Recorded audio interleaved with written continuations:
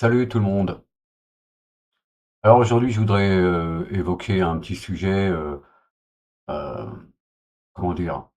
J'ai refait un script d'installation pour une Arch Linux, la base, euh, mais j'ai regardé une vidéo récemment de Yannick. Il a fait un script et j'aimerais quand même apporter quelque chose à son attention. Parce que en fait, ici à l'écran, on voit le script, d'accord? Euh, je vais aller là, je vais vous montrer et je te montre, Yannick, une petite chose. Ok, donc ici on voit ton script version 4. Ok, Euh, je remarque une chose en fait, c'est que elle a une 89. Ça crée une fonction detect disk, mais il y a une autre fonction qui s'appelle detect disk à la ligne 109. Donc je sais pas si tu as vu mon commentaire sous ta vidéo. Voilà, c'était juste pour te. En fait, ça n'a pas vraiment d'incidence, mais parce qu'il je pense que c'est celle-là qui va être appelée en premier, hein. L'autre, elle est jamais appelée en fait. Donc j'ai téléchargé le script aujourd'hui, là, il y a quelques minutes, et juste pour te montrer, voilà, tu as une fonction en trop, en fait, qui s'appelle detect disk. Donc, reste à savoir laquelle, à mon avis, fonctionne. À mon avis, c'est celle-ci, puisque, en fait, c'est la première fonction qui est appelée plus bas. Donc, Michel remonte jusqu'ici, il trouve detect disk, il renvoie ça, et pas ça, apparemment. Alors, ce que tu peux faire, par exemple, c'est ici, tu installes shellcheck, et puis tu fais shellcheck sur ton script, dans le dossier dans lequel tu es, et puis tu vois un peu tout. Enfin, ce qui est en vert, c'est pas des erreurs, mais c'est plutôt de l'information, hein. Donc il y a pas mal d'informations, et du jaune, c'est des warnings, il n'y a pas de rouge. Donc voilà. Euh, déjà, si tu veux débugger un peu ton truc. Euh, donc voilà, c'est juste pour te montrer ça. Maintenant, on va aller. Alors les amis, maintenant on va aller ici. J'ai créé une machine, j'ai créé un script moi. Je le montrerai peut-être à la fin de la vidéo. On va juste booter sur cette machine avec deux disques vierges. Donc je vais utiliser ce premier disque. Comme j'ai vu la vidéo d'Yannick, je me suis dit tiens, je vais refaire un script. Je l'ai un peu simplifié par rapport à la. Enfin, je m'y suis fait autrement par rapport à ma première édition que j'avais fait il y a quelques mois même. Euh, et là, on installe juste la base. Mais voilà, je voulais tester un petit peu ce que je pouvais faire autrement. Donc on va lancer cette machine. Donc c'est le dernier, la dernière image ISO du chez Arch Linux.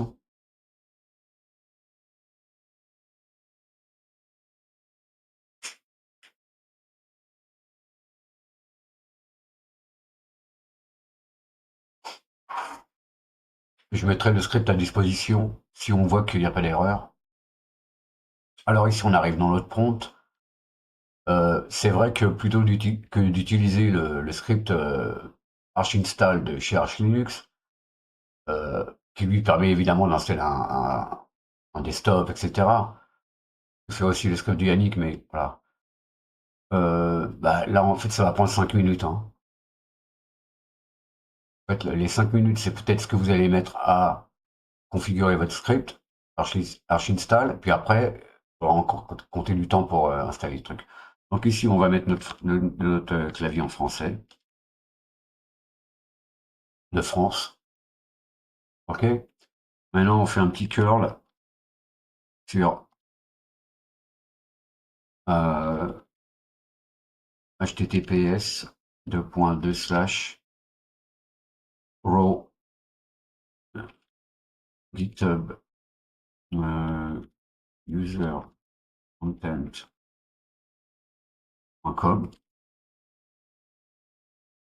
Arcus, donc c'est moi. Arcus 14. Ici, notre file au pluriel, refs. Là, on prend la version raw, c'est-à-dire brut, hein. Head au pluriel, main, scripts, various, install underscore arch. Et on met un O majuscule pour avoir un output dans un fichier. Voilà, donc maintenant on peut regarder, hein. Vim est installé par défaut, hein, sur les images ISO de Arch. Donc on peut faire, voilà, donc le script est bien arrivé. Je vais quitter, CTRL L, et je vais le rendre exécutable.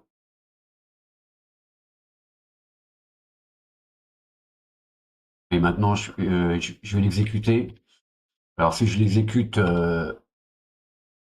sans argument, voilà, j'ai un petit peu d'aide, hein, et on me dit comment m'en servir. Ici on a les options, certaines options sont optionnelles. Si vous les remplissez pas, ça sera par défaut, c'est écrit ici default US, etc. Mettons, je fais ça et je fais X. Si je veux voir tous mes disques qu'il y a sur ma machine, d'accord? Donc on voit, ici on a une machine virtuelle, ok, SDA, SDB. Ici on voit leur capacité et voilà, le modèle du disque. Alors, ici je vais enlever ça et je vais faire C et puis je vais mettre France. Ça va me servir quand je vais faire ma mirror list, hein. Ensuite, je vais choisir un disque d'installation, le disque système, donc -D, donc SDA, on voit SDA. Je peux mettre éventuellement, optionnellement, S pour le deuxième disque, hein, Second Drive, donc SDB. -K pour keyboard, donc je vais mettre FR. -L pour les locales, donc je vais rester en anglais, underscore US.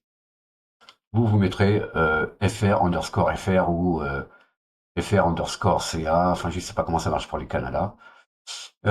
Ensuite, -T pour le time zone, donc ici on met Europe slash Paris, si on est à Paris, on met sa time zone ici, hein. Et ici H, on met le hostname qu'on veut pour sa machine, donc je vais l'appeler Arch underscore script, pourquoi pas. Et je fais entrer.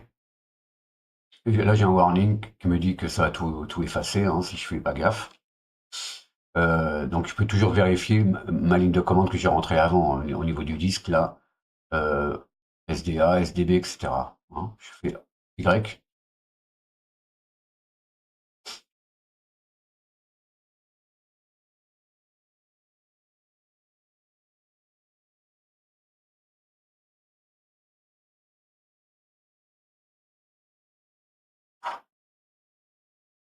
Il se peut qu'il y ait une erreur, hein. C'est qu'à la base,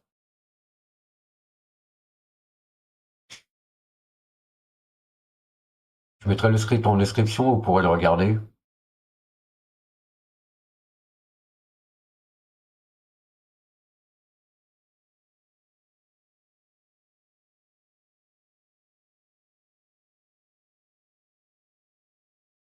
Et la config, elle va être faite, on n'aura pas besoin de rentrer le truc, hein, parce qu'on l'a rentré dans notre ligne de commande, hein. C'est-à-dire le clavier, le layout, hein, la langue. Voilà. La mirror list qu'on a établie là, avec C-France, en fait, elle va être copiée aussi sur le nouveau système. Donc, vous aurez une mirror list selon le pays que vous avez choisi, hein.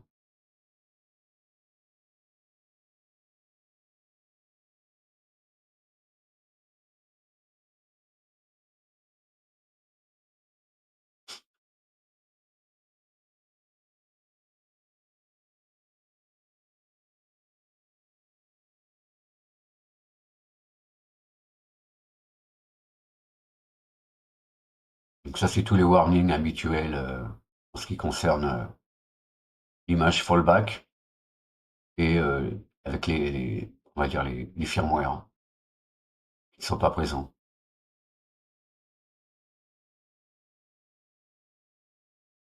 Voilà, ma langue, on a bien vu que c'est rentré US, donc c'est bien US.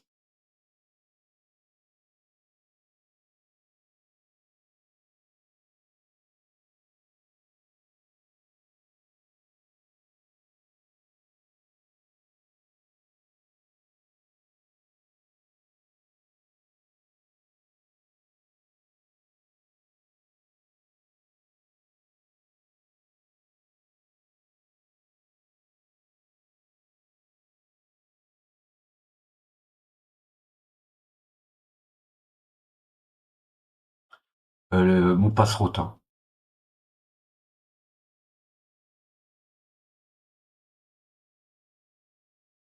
Il installe Grub,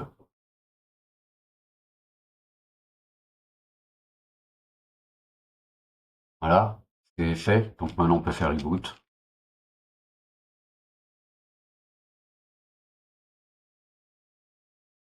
Ok, on a notre Grub. Et voilà, maintenant on est route, hein. Donc, y a pas on met pas d'utilisateur et tout, c'est juste la base. Et à partir de là, vous vous débrouillez, les amis. Donc voilà, on peut aller vérifier certaines choses, hein. Si j'ai mes Vim dans l'installation, hein. Donc Vim, ETC, on va aller voir peut-être notre vConsole. Voilà, qui m'a fait faire. Euh, Qu'est-ce qu'on a d'autre? Les locales.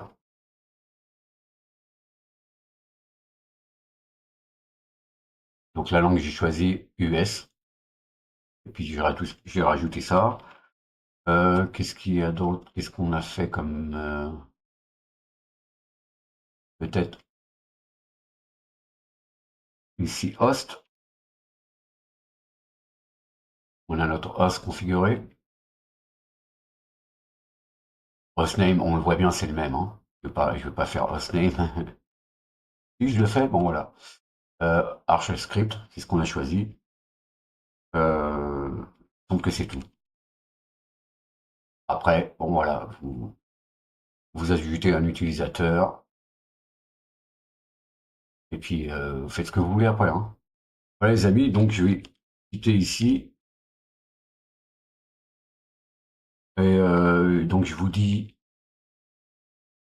voilà. Donc si vous prenez le script de Yannick qui fonctionne, mais je te dis Yannick, il y a cette fonction qui est rappelée 2 fois, enfin c'est la même. Elle fait plus ou moins la même chose, sauf qu'elle eh ben, elle sera appelée qu'une seule fois, hein. Tu le fais ici, en bas, détecte disque, voilà. Donc on va arriver ici, une fois qu'on a fait le choix de notre machine, ça va monter, et ça va aller chercher la première fonction qui s'appelle détecte disque rencontré.